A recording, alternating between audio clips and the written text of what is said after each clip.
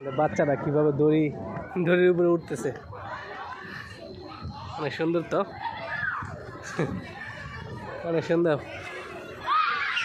পরে নিয়ে যাও নিচে, দেখো আবার নিচে গিন্নেগা আরামসে দেখো। হ্যাঁ গিরে, হ্যাঁ আমি তো বাংলায় বলছিলাম আপনাকে।